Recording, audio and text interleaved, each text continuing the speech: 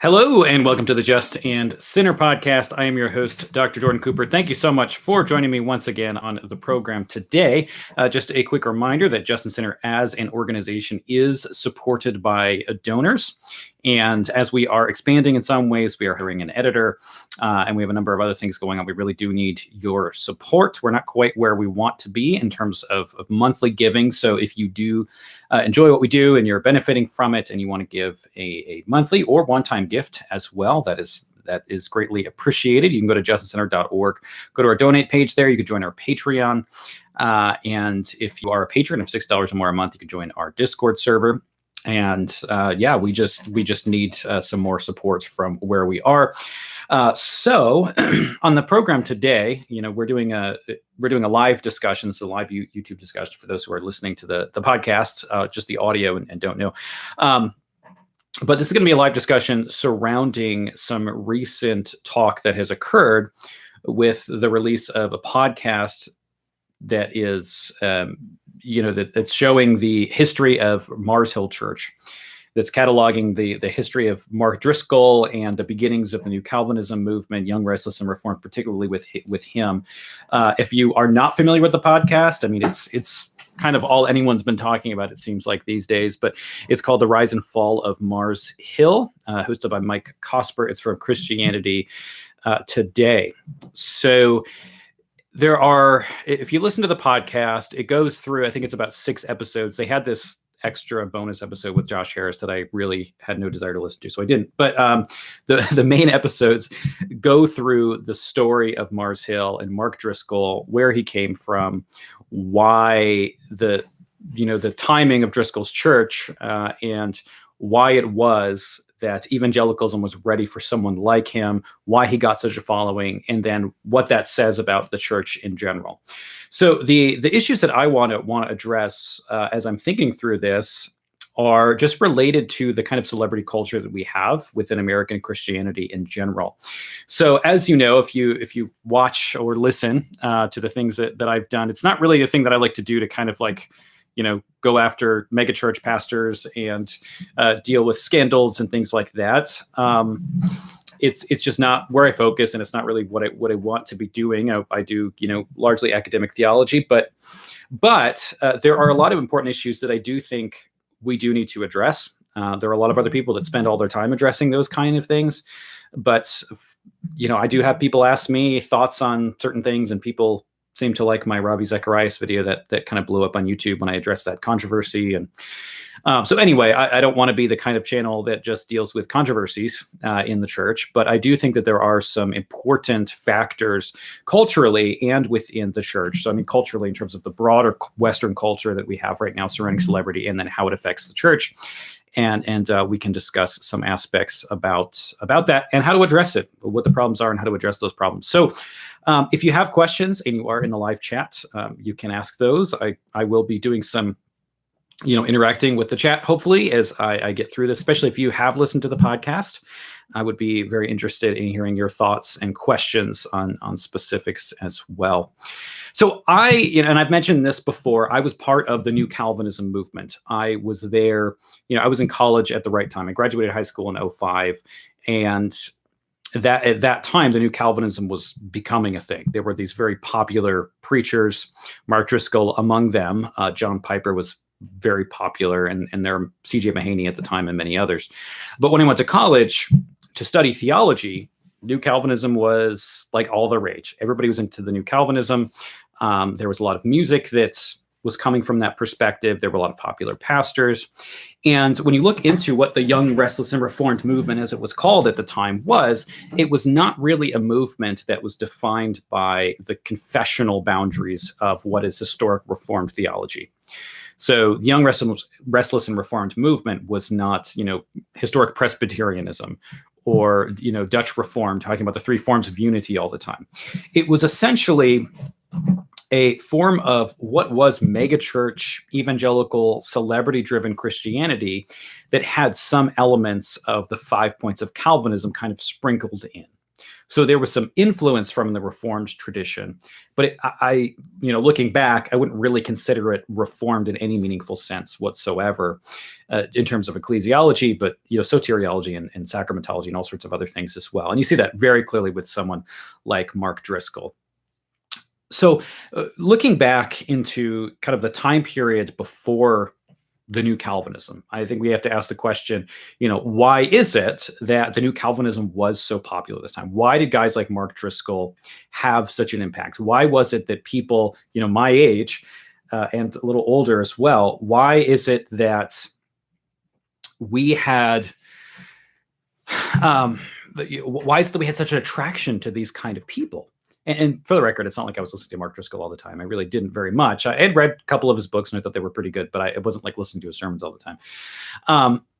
So why is it that there was that attraction? Now, when we look at the movement as a whole, there are both areas of similarity from where the church was in the 90s in the megachurch movement. And then there were answers to a lot of the problems that people in, Gen X and millennials had with the church at the time. In terms of similarities, I think that the podcast did a really good job kind of laying out the groundwork, which was we have this, megachurch movement. We have, the emergent church is discussed in there. When you hear about emergent church, and it takes you back, 15 years. So when that was even a thing and people talked about that. But when you look at the roots of this, you look at people like Robert Schuller. Robert Schuller is kind of the classic example of the pastor who becomes celebrity. He's got a show on TV, and he's got this giant church, Crystal Cathedral, that really surrounded his own celebrity. And that's why the church didn't exist without him. I mean, they sold it to the Roman church, because you can't survive in a celebrity-driven church without the celebrity. That's why when Mark Driscoll left, Mars Hill broke up. These churches exist around a charismatic person. That's a problem, a big problem. So when you had things like Saddleback, these churches appealed to a particular generation. They appealed to boomers.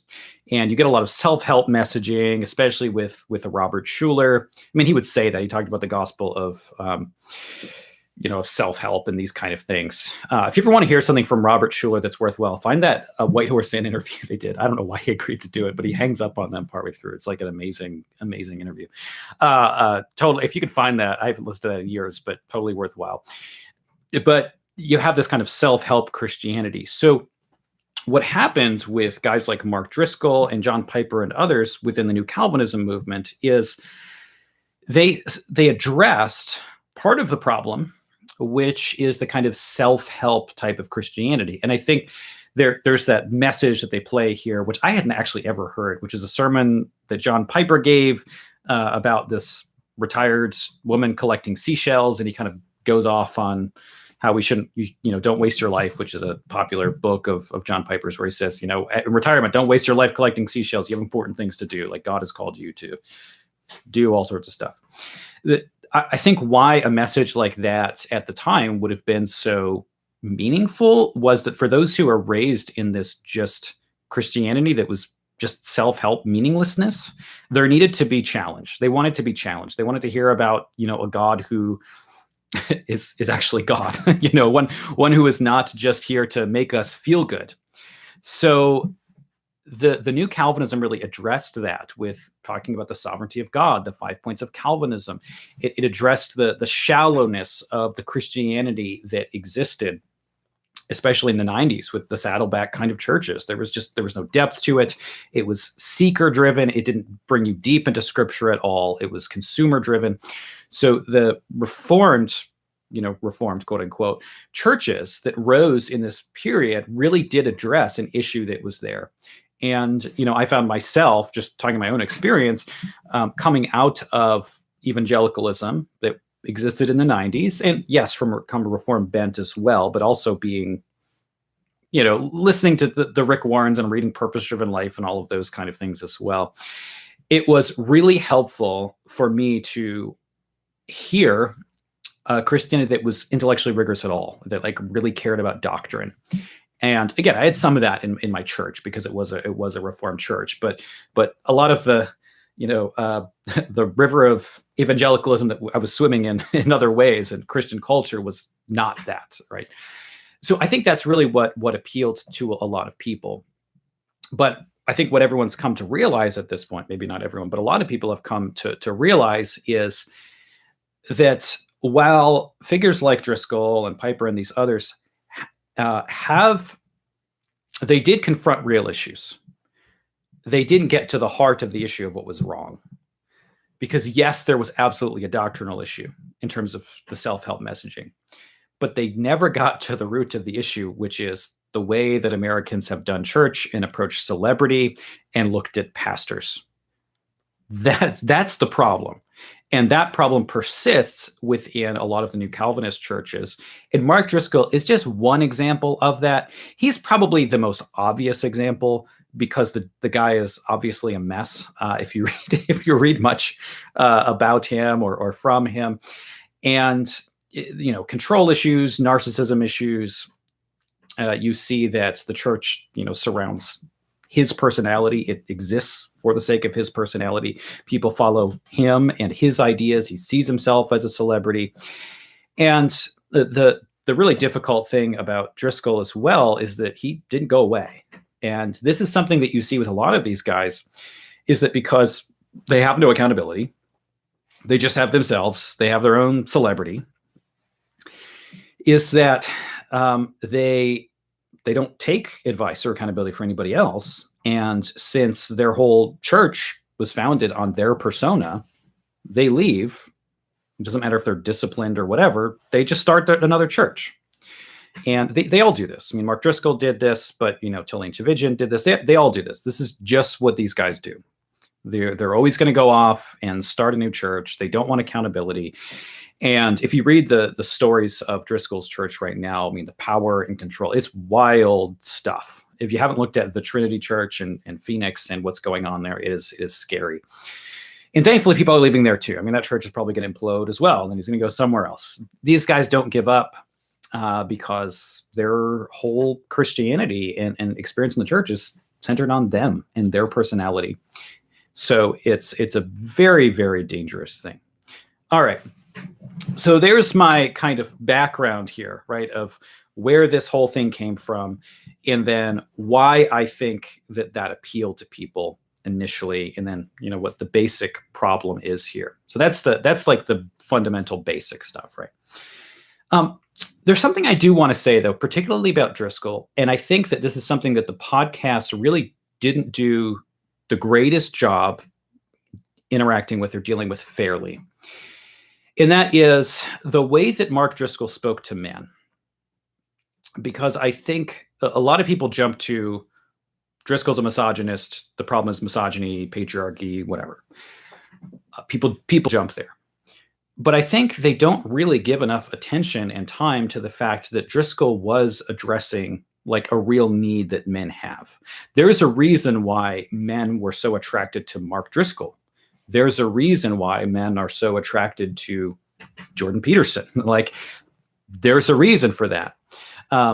And the reason is not just misogyny. And I think it's so simplistic. Now, first of all, I don't support a lot of the things that Driscoll said about women at all. Like, to be clear, I think the things he did were horrible. But I think underlying that, there was something real that men did need to hear that they were in a way getting from Driscoll. Because you have to ask, why is it that so many young men wanted to go to church and have a pastor kind of berate them and yell at them? Why would that be appealing? And it's because men do have this innate desire to have a father figure, right? They have this innate desire for someone to tell them what's wrong, tell them to shape up, to encourage them to do things that are right. This is something that they need. And when I think all you're hearing in the culture today about men is talk of toxic masculinity, as a man, you kind of don't know what to do with that in a lot of ways. And I think people can react to that talk of toxic masculinity in a couple ways.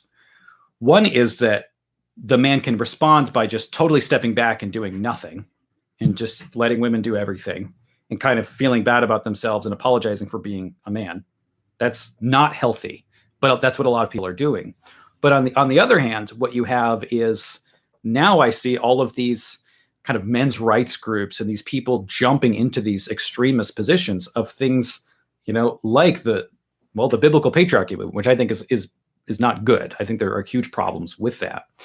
But what I'm not saying is, oh yeah, this is what Driscoll's saying is great and it was good, but that there is something true there. Like there is something real about the plight of men today that Driscoll did appeal to. And that's not something that we should just dismiss by saying it's all just misogyny, throw it away. No, there is something that men needed to hear in that. So I think when we look at this, we need to ask ourselves, okay, what is it like beneath that? Is there something beneficial that the church can learn to say, well, what did men grab from that? And was that all bad?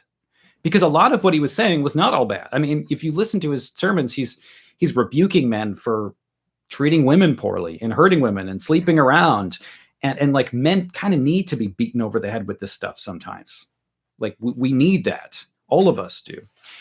So yeah, I see a comment here. Driscoll is basically a reaction to a culture that is undermining masculinity, but his was an overreaction. Exactly. I mean, that's exactly what it is. And that's not a helpful response to the problem. But I don't think it's helpful to say, but the problem isn't there and ignore it. Or just jump to the conclusion, well, therefore, any talk of like masculinity in the church is bad and we should throw it all out. Like, no, there's something real there that I think we do need to think through.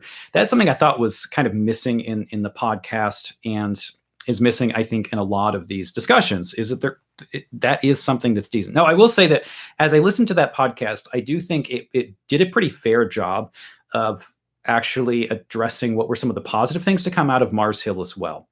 Because they do talk to people who had seen like a lot of generosity in Mark Driscoll, and they saw like relationships restored at that church. And it gets to the complicated nature of a sinful world, because we see so much evil, but then there can also be blessing and people coming to understand the gospel in the midst of that too. That's just the complicated nature of the world that we live in.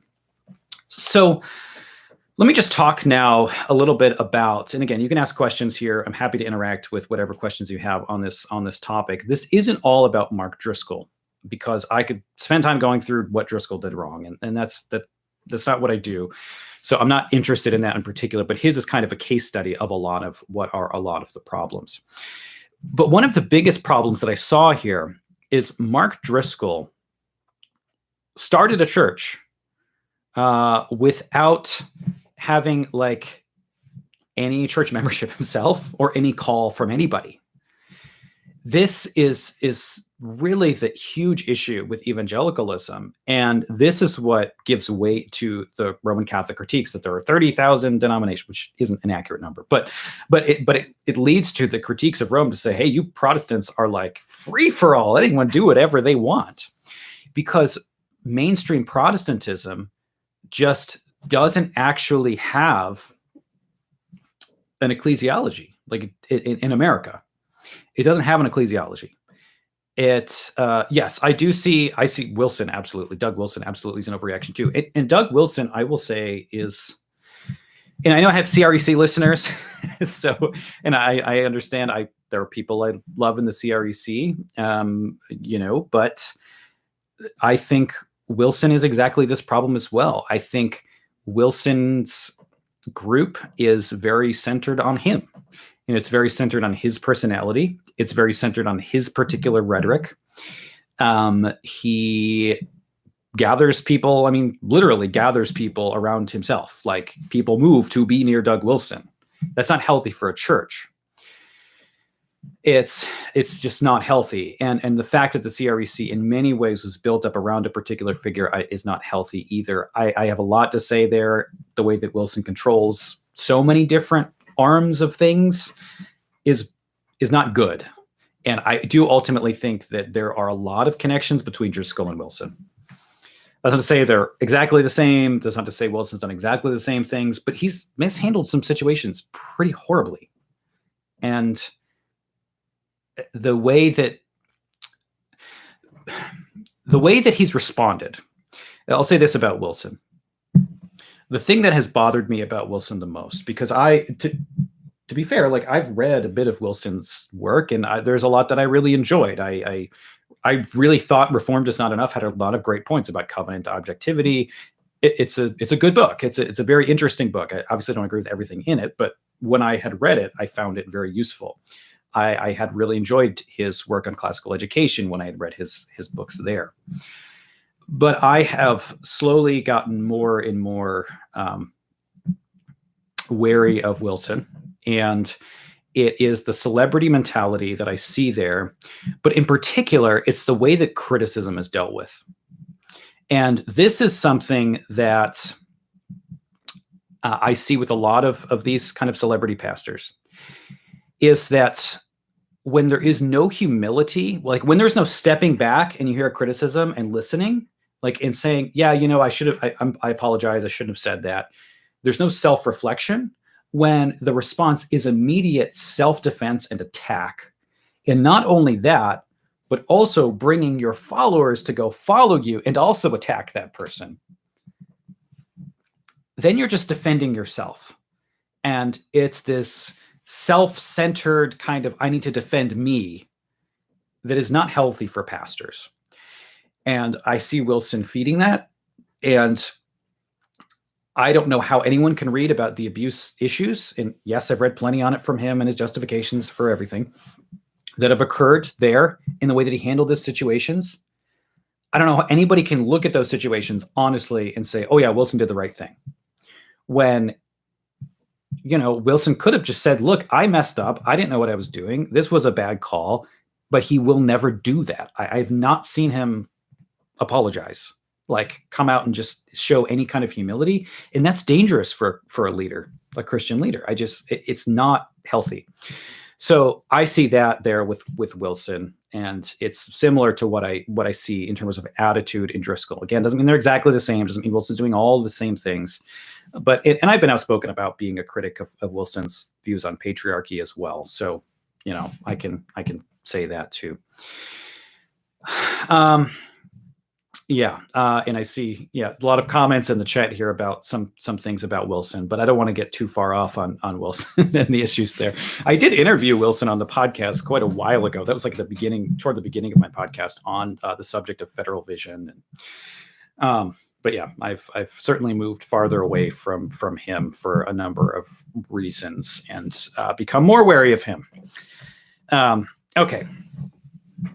So I think the question that I think we have to address is like, where does this start? What's the root of this? And as I said, I think it's largely ecclesiology.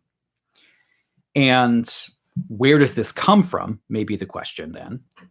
And I had someone ask me before I started this, why is it that it seems like these are all Reformed guys? Like, why is it that, we don't have our, Roman Catholic celebrity priests and, Lutheran celebrity pastors, and like obviously you have people that are more well known and do things, but it's not the same kind of cult of personality that you have within some of these other churches that tend to come from a Reformed-ish background.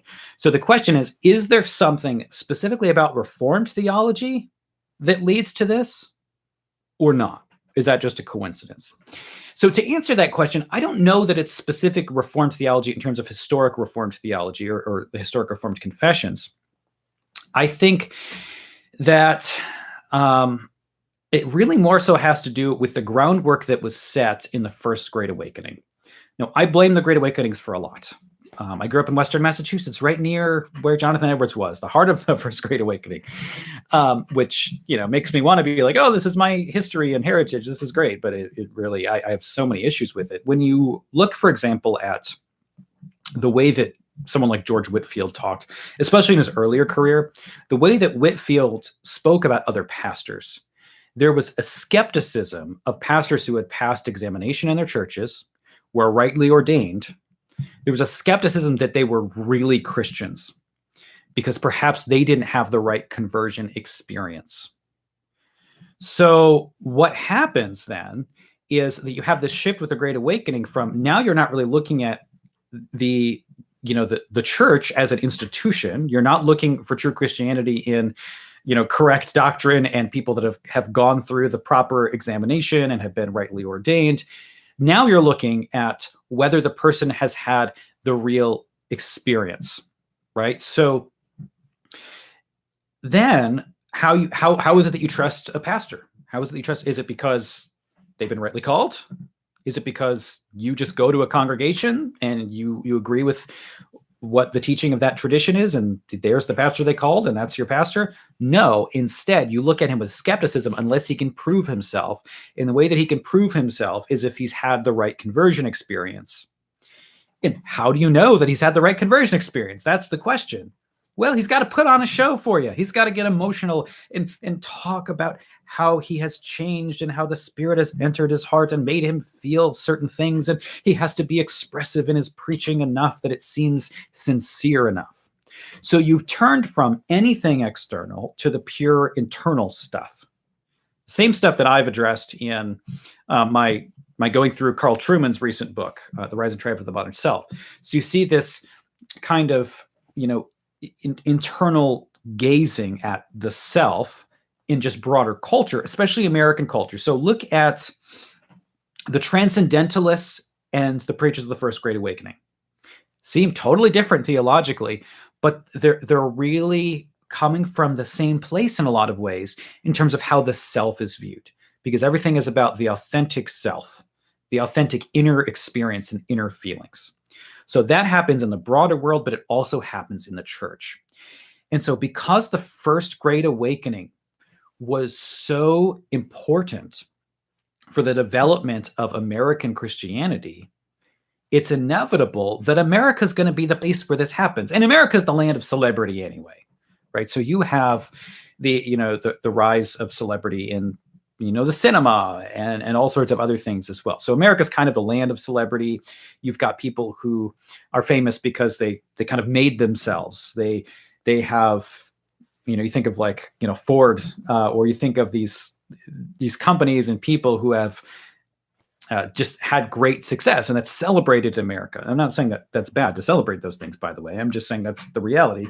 And so what happens is everything becomes very success-oriented and very individual person-oriented and therefore celebrity-oriented. So this impacts the church. So when you have someone like a Whitefield being he's often called like the first celebrity in America, by the way. So this is very true of Whitefield. But when you have someone like Whitefield criticizing the institutional church and instead saying authenticity is found in personal experience and personal conversion, you see what's going on there. Now, the institutional church is not so much what matters, but what's going on inside. And that means that the way you know that your pastor is a good pastor is if they have the right emotional experience, and you see that through their emotive preaching. That's what happens. This especially happens when you get to the Second Great Awakening. So you have this pitting of institution against that which is authentic. So institution is bad, authenticity is good. And it's the reason why a liturgical form of worship is often rejected. It's inauthentic because it's about structure and institution and those kind of things. Now, as one who grew up in the area where Edwards preached, like the Northampton, Massachusetts, if you ever spend any time there, it's like the least Christian city in America. I mean, it's been considered the most progressive small town in America. It's not Christian at all, like farthest thing from it. So the question is, how did it go from the center of the Great Awakening to that?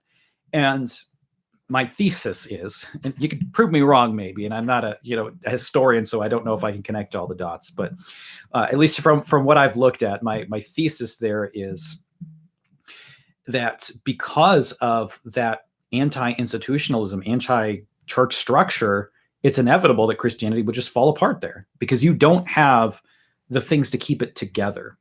So there's a reason why New England is very much post-Christian, and the Midwest, which was largely Lutheran, is not in the same way to the same degree.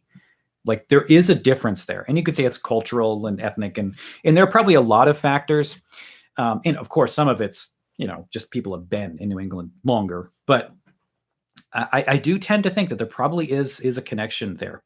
I do think there's a connection there theologically in terms of what happens in the First Great Awakening and the sustenance of Christianity, how it sustains itself. And it's hard to do that when you don't really have structure and you don't have confessions of faith holding the church together. So this really goes back to this notion of rite vocatus, which is a saying from the Augsburg Confession that you need to have a right and proper call in order to pastor a church. And in a way, everything really does go back to this. Do you have a right and proper call? And only one who has a right and proper call should be preaching and administering the sacraments. So, and I see a lot of messages are getting like blocked here in the chat for some reason. I don't know why that is, but I see a lot of people having asked the question: does the Lutheran Church have megachurches? Do these problems exist in Lutheranism? And yes, but let me talk about that in a couple minutes. So, yeah, because it is there to some extent. But when we get back to rite vocatus, this is the issue that was going on with the Anabaptists. So, with the Anabaptists, these people are saying they've gotten private revelations. They're starting churches. They're saying, hey, God told me this. You got to follow me. I'm your leader. And this leads to all sorts of crazy heresies, and it leads to death in various different ways. And there's all sorts of crazy stuff that goes on in the 16th century. So just, read some of the Reformation history about especially the early Anabaptists before they kind of formalized. Menno Simons helps to get them a little more controlled and less kind of wild. But those who Luther refers to as the enthusiasts, they didn't believe it was necessary to have a proper call. You just had to have the right internal call. Now, what Lutherans will do is distinguish between that internal call and the external call. So the Spirit does call you. You have a sense of calling to ministry, but your internal experience isn't everything. And if you say you have an internal call, but you don't pass examination by the church, you're not a pastor. So you have to have this external call to validate the internal call. So the external call means that you don't just say, hey, I'm called to be a pastor, but instead you go through, and yeah, supposedly it is true that Edwards read his sermons in monotone, which is interesting. There's so much interesting about Edwards. He's a weird guy, brilliant, but very odd. So you have this then external process where you have, I want to look at this some more because I want to do, and I've said before, I want to do a series on the office of the ministry. I've done a couple programs on the role of women and the question of women in the ministry. I did one myself, and I brought my wife on to talk about that as well. So we talked about that, but from there, I really did want to go and develop this some more. So I want to look at what exactly it is scripturally that makes you, have a valid call, what makes your call valid. So part of that is you have to have an examination. Okay. So you have to have an examination by other ordained pastors and others. There may be lay people involved in the examination as well, but you have to be examined and you have to be approved for ministry. So that's important. Then you have to have a call from the congregation. They have to say, the people come together, the church gives you a call. They say, we want you to be the pastor. Okay. And then you have ordination, which is you have the laying on of hands. All of those pieces have to be together in order for something to be a proper call. When you have those things in place, you don't have a Driscoll situation. You don't have a situation where a guy says, hey, I've never been a member of a church and I've never been to seminary and I feel like starting a church because God told me in my heart that that's the case. And nobody who can question that. I don't know what went on in his heart. I don't know if he says he had some weird vision, and there was some weird talk about visions with Driscoll of all sorts of things. So yeah, I know I've opened kind of a can of worms. There's a lot of stuff to talk about on this subject. So when you have, all of that happening, like the proper channels, right? The proper channels of what constitutes the call and ordination, and you have church structure. With all of that together, it will or should weed out those guys. Now, is it perfect?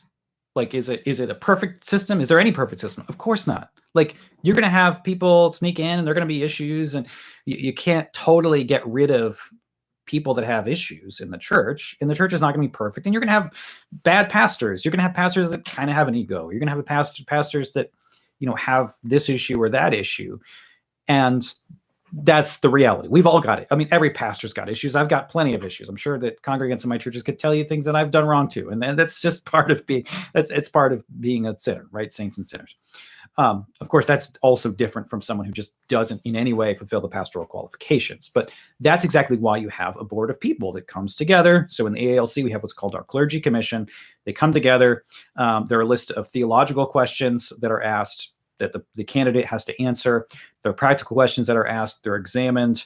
And, they've already gone through a vicarage. They've gone through seminary. There's a process to make sure that this person really is equipped. And then they are available to receive a call and then be ordained with the laying on of hands. So all of that helps safeguard the church against these issues. Again, is it perfect? Of course not. Of course it's not perfect. But is it better? Yeah. Like, you've got to have accountability. There's no perfect church structure. There's no perfect system. You could certainly point to issues in every tradition. I mean, certainly you could look at the most formalized process of, something like Rome and see that there's been major abuse there as well. I think probably the roots of that abuse are a little different, though.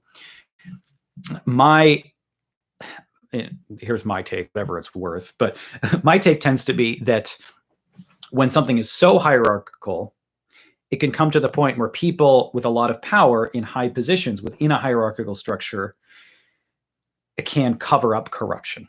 And there is a lot of motivation for them to do that. And I think that's what has occurred in Rome with certain corruptions.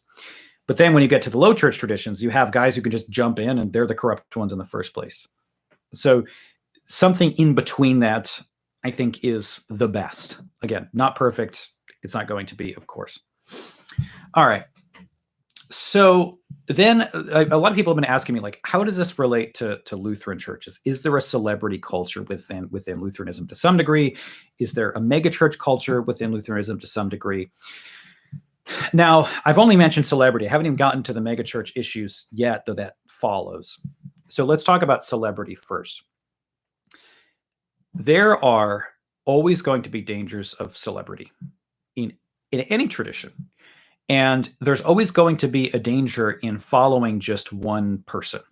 Okay, so if someone is a good teacher and you listen to them and follow them, I mean, you're watching me, and I'm a guy who's, I have followers who follow my stuff. Does that mean that, I'm a celebrity? Well, I'm certainly not trying to be that. It's okay to have teachers. Like, it's okay to have people to listen to, and there are teachers that I listen to and care a lot about what they say. I mean, most of them are dead, but not all of them. So it's like, when it's true that I do look back at, like, Gerhard, and I do weigh his opinion more than I do almost anyone else, because I think he's maybe probably the best teacher the church has ever had in many ways. So that is just the way it is. And yeah, I mean, you could say Luther was certainly a kind of celebrity in his day as well. And some of that was good. Some of it wasn't that he was. I mean, there's kind of negatives to that as well. But I think there are just some things that I think need to be in place. There are things that need to be in place when you put yourself in a position of authority. Hopefully you haven't just put yourself in that position, but you're in a position of teaching, like, people are listening to you. So I can just tell you what I've done, and that doesn't mean that I'm perfect by any means, but in handling this. But anyone who has a platform has to recognize the benefits and dangers of the platform. And if anyone doesn't see the dangers in their platform, that's a problem. When you are not constantly guarding against that, things like ego and trying to do things just to be popular and just to get views and just enjoying the attention too much, if you're not constant and active in dealing with that, it's not good. You have to be constant. And one way to do that is that you have to be connected to a real church, like a real church body. And by that, I don't mean you set up your own church body, because people do that too. Well, I'm accountable because I set up a church body, and I'm accountable to these people that I put in these positions. Like, come Like that's not what we're talking about here. That's not accountability. That's just faux accountability. I mean, like cults do that all the time. It's like they have accountability, but of course, this guys that the cult leaders just put in place so that it looks better. So like that doesn't mean anything. But be part of a real church body, and that means subject yourself to possible discipline. Like I'm in a church, I'm in the AALC. Hey, if I say something heretical, you can, or if I do something abusive and terrible, like please go contact the presiding pastor. And if I did something that was taught something heretical, I should be rebuked for it. And hopefully I would be. And I believe I would be if I did that. Or if I did something like horribly sinful and scandalous, I'd be rebuked for it. And that would be good too. So you need to be under those systems. So those systems of authority, I think, do put barriers. Right? They do put barriers. So it doesn't mean you're not going to get a pastor who's kind of arrogant, right? It doesn't mean you're not going to get the guy who likes attention too much or has issues. But that puts barriers around how far that can go because he is accountable and cannot just get away with whatever he wants, because hopefully if there's a church body that actually can take care of issues, if things get bad enough, they will actually put their foot down and do something about it. So that's key. The other thing is when you have these kind of parachurch ministries that I'm part of someone asked what church body I'm a part of. It's the AALC, the American Association of Lutheran Churches. So go to taalc.org there. Okay. So yeah, we, like I said, we have systems of accountability and things like that. So, but the other thing is if you have like a parachurch organization, so I run Justin Center. It's a 501c3 nonprofit organization. So your gifts are tax deductible. I have to say that, right? But when you run an organization like that, you need to set up people in place as a board and checks and balances. Someone said Sproul did this with like an ear, which is great. Like you need to have people in place who can depose you if something went wrong.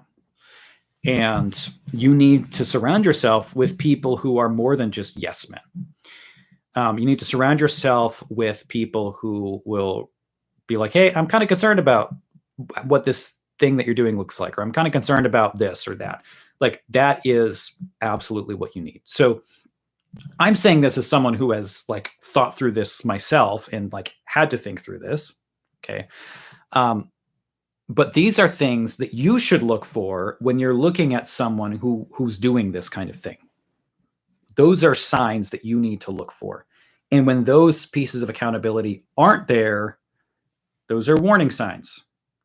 And what we see in the rise and fall of Mars Hill is that there are these stories of like Mark Driscoll rebuking people who just defy him. Like you're defying God if you're defying him. And anytime there's any kind of accountability, they're rebuked and punished for critiquing. Any system which allows that is an abusive system. That doesn't mean people's critiques are always right, but any system that doesn't allow any kind of critique and only responds to critique with shutting people down or calling them a heretic or shunning or like whatever weird stuff happens that happened at Mars Hill, that's still happening at the Trinity Church or whatever. It's not much different than what was going on there. But that's a sign of an abusive, dangerous situation. If you're in a church like that, get out. Like, I don't know what else to tell you, but get out. It's not good. And this doesn't just happen in churches. It happens in parachurch organizations. And I think in many ways, it's easier for this to happen in parachurch organizations because they're not technically a church. So they can allow for a lot of abusive leadership. They can allow for, narcissistic or sociopathic leadership. I would love at some point to do a podcast on what to look for in how to figure out if a leader is narcissistic in the church.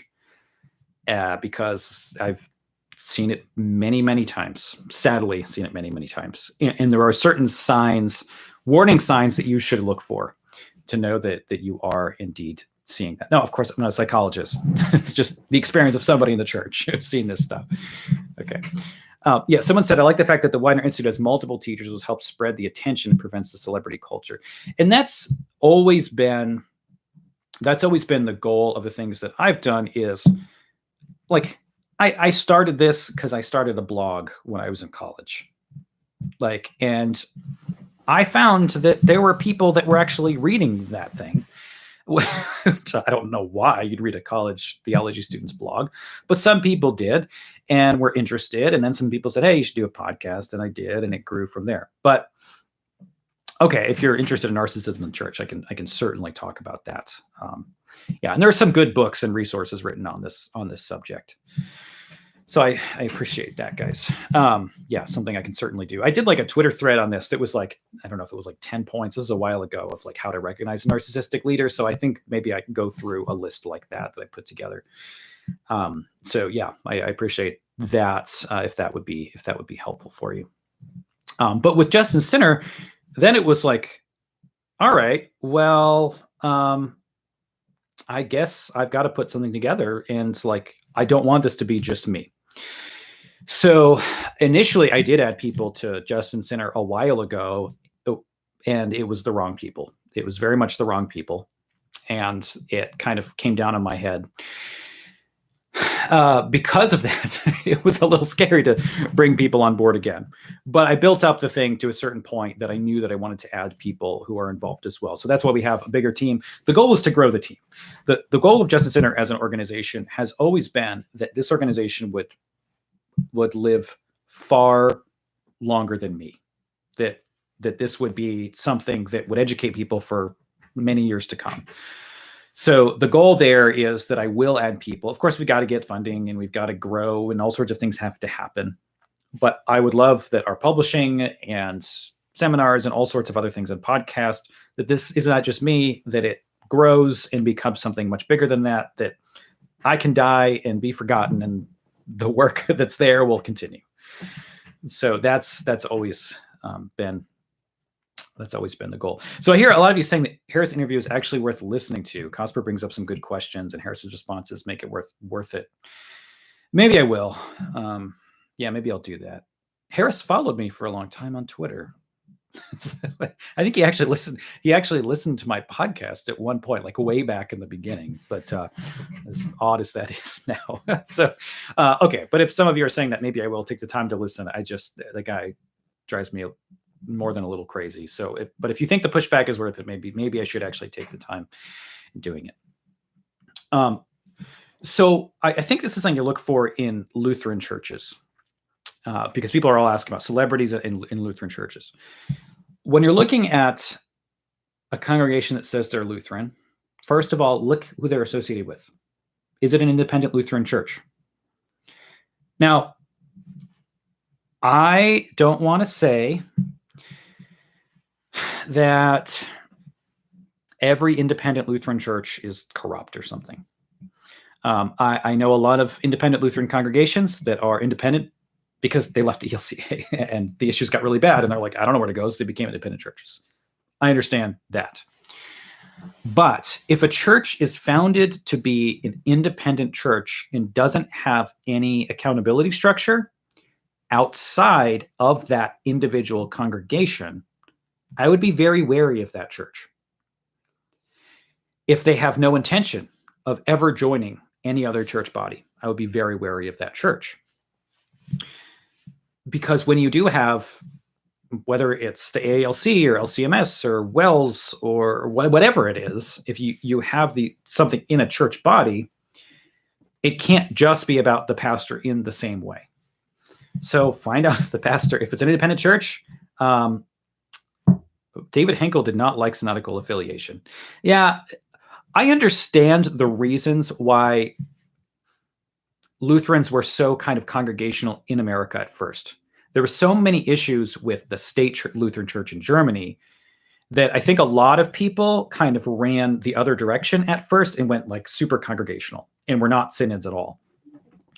But the majority of Lutherans came to realize that the goal would be to create, for many, the goal was like one Lutheran synod in America. Kind of for most, that was the goal.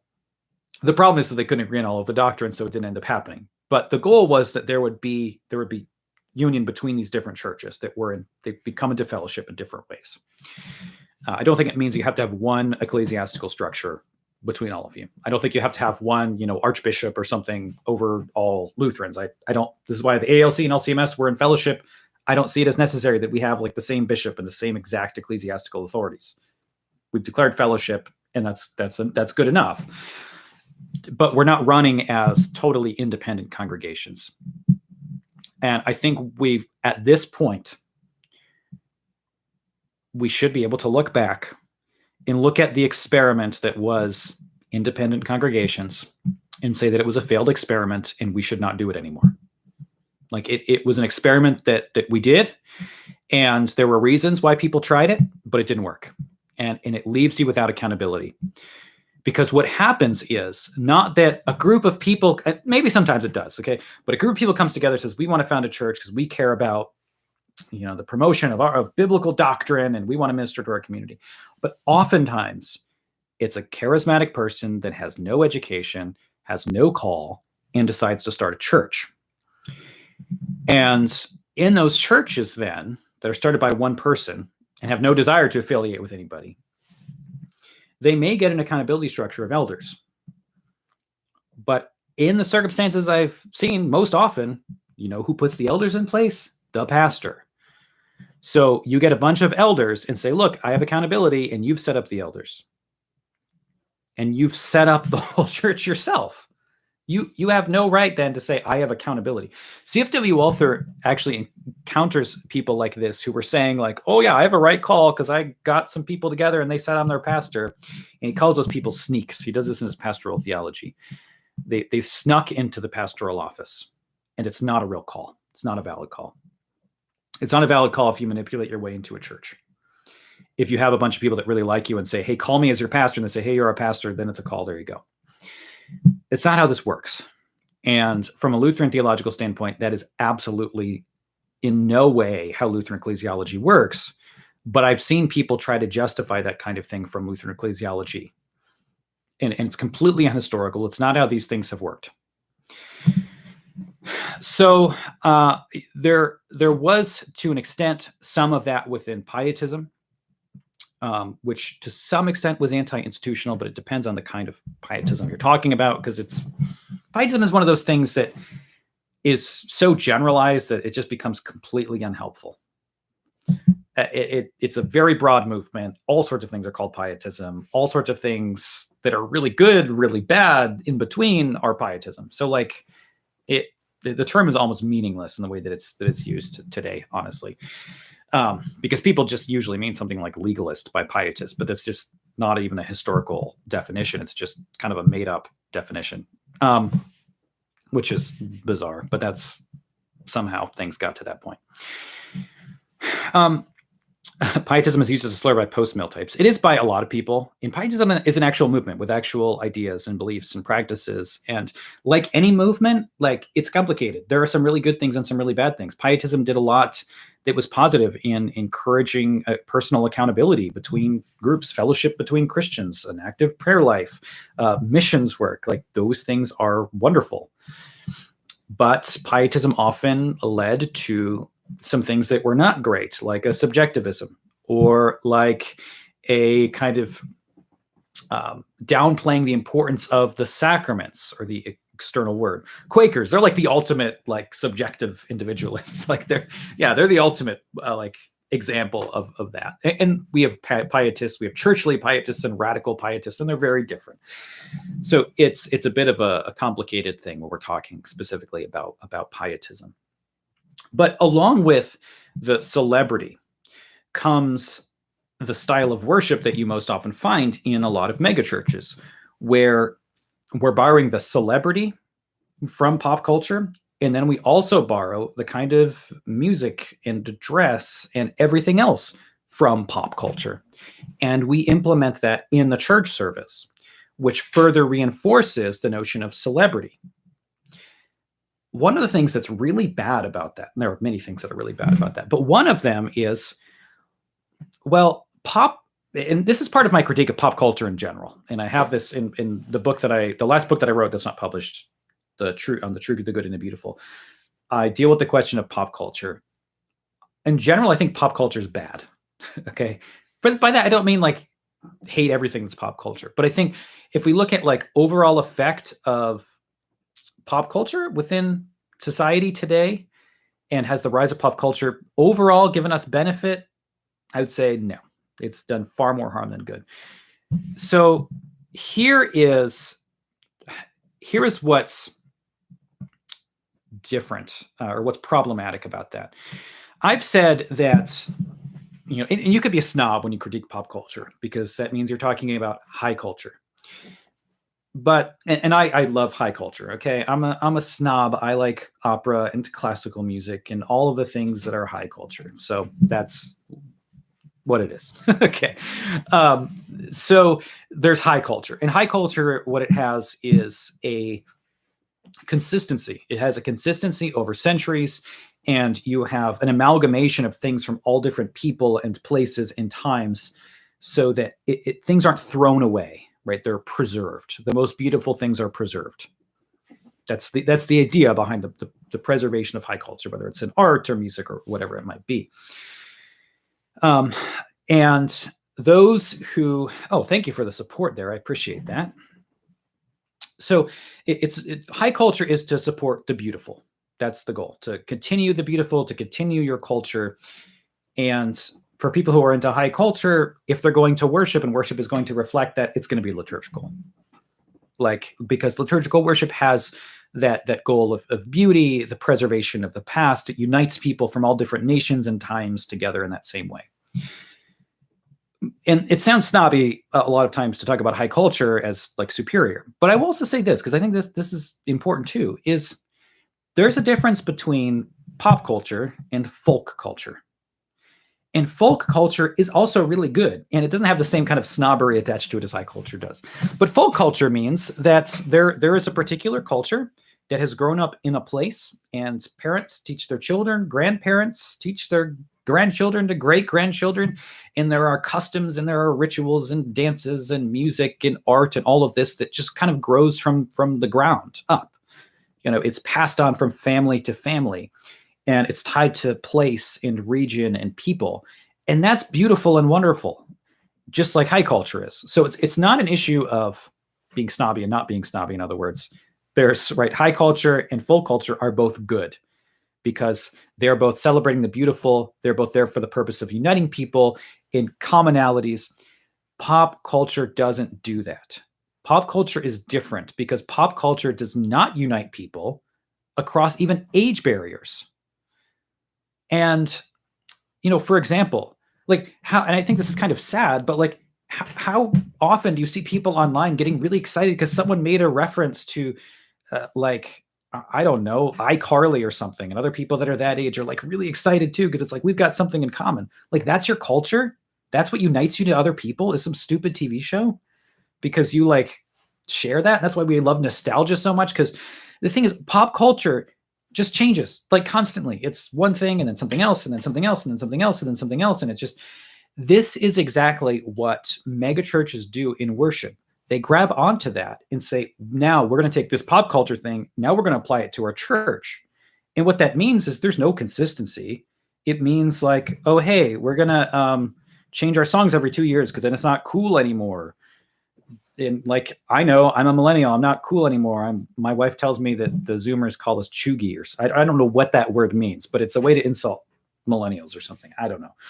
And you're probably laughing at me because I have no idea what I'm talking about. But we did this to boomers and everything else too. Everybody does this. It's transitory. Exactly. It changes constantly. So the church changes. So the structure changes. So what's cool changes. Your theology changes. And then your worship style changes. You have to throw out the songs every couple of years, because they're, by nature, they are created to be throwaway things. They're created to be thrown away, which is exactly the opposite of how worship was approached forever, because worship is what? You're entering into the eternal and transcendent. You're not doing things that you need to just toss out because they're cool and culturally relevant. But that's what people are doing today. This is what guides the church, is this idea that we want to mimic pop culture. And that means what preachers are cool aren't cool anymore in 5 years. What influencers are cool, whatever it is.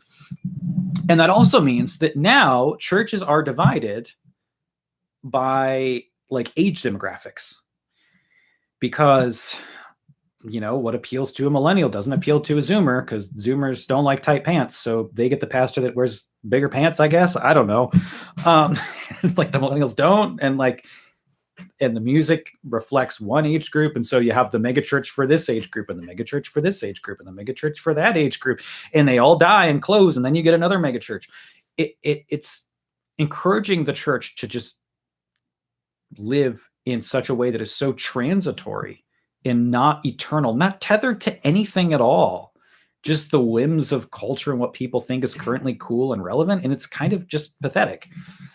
But that's where the church has often gone. So models of media have influenced a lot of this too. Yeah, absolutely. We don't really have enduring literature and music anymore the way our forebears did. Yeah, and that's absolutely true. And I think that needs to shift, and it needs to shift in the church first. And I also think we need to shift the way that we are teaching about culture too, because they're so related that the way we think about culture is going to affect the way we think about church culture. I just don't think we can really divide those things. So then the question is, and I know I'm at an hour here, but I won't go too much longer. But then the question is, and I know a lot of you have asked, is what about those Lutheran churches that grab onto a lot that's going on in megachurches? Because there are, a lot of Lutheran churches that do kind of mirror Saddleback or whatever. Like they try to do that. Now, there are a couple things I have to say. One is, first of all, I don't think it's helpful to be a total liturgical snob and look at every Lutheran church to criticize what they're doing because it's not as high church as what you're doing. And I see that attitude of snobbery in a way that is just not healthy. Like, don't do that. Don't go to your local LCMS church and they have some things that you don't like and just leave. Okay. I hate when people do this. They look for this perfect, as high church as possible. Like, you're probably not going to find the perfect church. They're going to have some liturgical issues. It's not the best. It's okay. Just go to church. Okay. So first of all, don't be a snob about it. And with that, I want to say, when I talk about, throwaway things, I'm not trying to be super particular about these are the things that are all bad. You need to throw out everything. You can't use these instruments. You can't do this or that. If I was going to, just do a church the way I wanted, it would be high church. We'd have incense and chant everything. Like, this is just what I would do. But that's not how this works. Like, we don't get to do that. Say, I get to decide what the church is going to do. No, of course not. Okay, Wells is not as high church as the LCMS. That does tend to be the case that they're not. But with that background there, that being said, there are some things you really have to consider when a church is worshiping and thinking you could just borrow from models of other traditions. First of all, I would just say this: Lutherans stink at doing it. When I joined the LCMS, I was doing a vicarage in Massachusetts, and I would go to the New England district conventions and met a bunch of wonderful pastors and congregations. But I would hear these older pastors often talking about the way to reach these young people is, and they just read some book and they have some ideas of how to reach the young people. And I'm sitting there guys, this was cool 15 years ago in evangelicalism, and nobody thinks it's cool now. So first of all, you're bad at it. Okay. Lutherans, you stink at it. You're not good at being contemporary. It's not what you do. And when you try to do hip and cool things, you just come across as way behind, and you don't do it well. So there's that. But you just need to consider the question, how is the way that we worship reflecting our theology? Because I think the mistake is to think that there's this disconnect between mind and body. There's this disconnect between what we think, our theology, and then how we worship. But they inform each other so much. You can't divorce them. So you can't just say, well, my theology is Lutheran, but my practice is megachurchy. No, megachurch practices draw from particular theological and pragmatic convictions that are not Lutheran. So if that's the case, don't use them. So just consider the whenever you're if you're a pastor and you're planning your worship, just consider what the worship is actually communicating. Think of questions like, what is the purpose of worship? What is the divine service? Why are we gathered together? And then ask the question with each element, does this fit that? Is this furthering that, or is it not? Is it promoting that message, or is it not?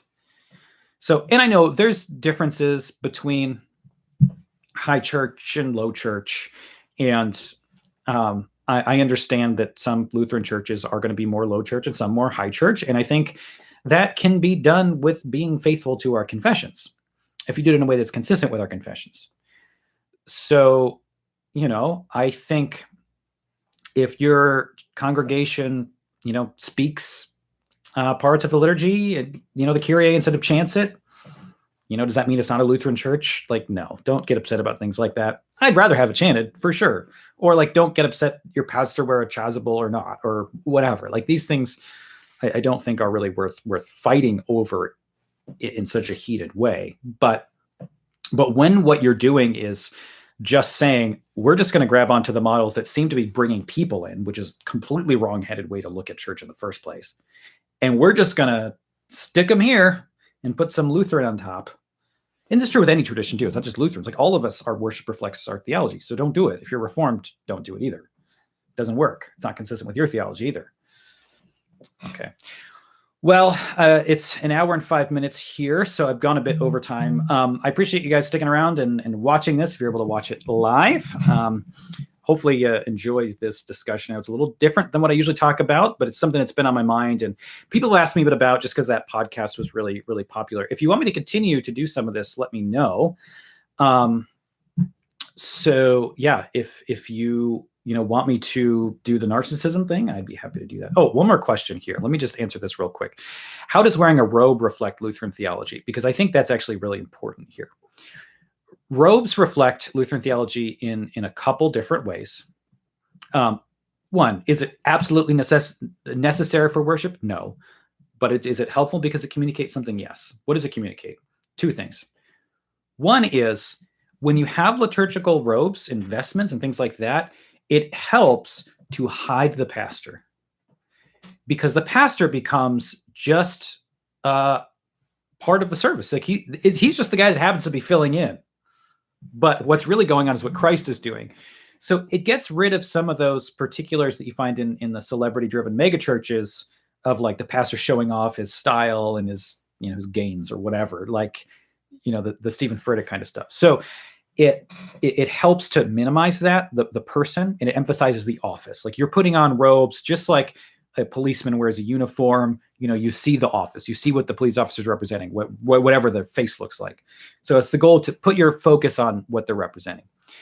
The other is that it helps in moving our minds toward that heavenly reality in worship, because we have in Revelation the white robes that the saints are all wearing before the throne of the Lamb. And when you see the pastor in the white robe, if the pastor's wearing an alb, you see an image of that. And so the visuals help to put you in that context. So those are things I think are beneficial. Again, this doesn't mean that like if your pastor's totally Lutheran, doesn't wear a robe and the theology is great, that you need to leave your church. but I think there are reasons to do it. Like I think it's beneficial. I think there's a reason why pastors do it, and I don't see a reason not to. I see it as beneficial. So anyway, well, thank you so much everybody for watching and or listening. I am going to be later this week recording my second dialogue with Dr. Gavin Ortland. We're going to be talking about baptismal regeneration. So that'll be fun. And I think hopefully that should be up. I think it'll be up next week. If you are a patron and you're in the Discord, I'll be posting a link to the unlisted video earlier, so you can watch it a little early if you want, which I do occasionally with podcasts. All right. We'll see you next time. God bless.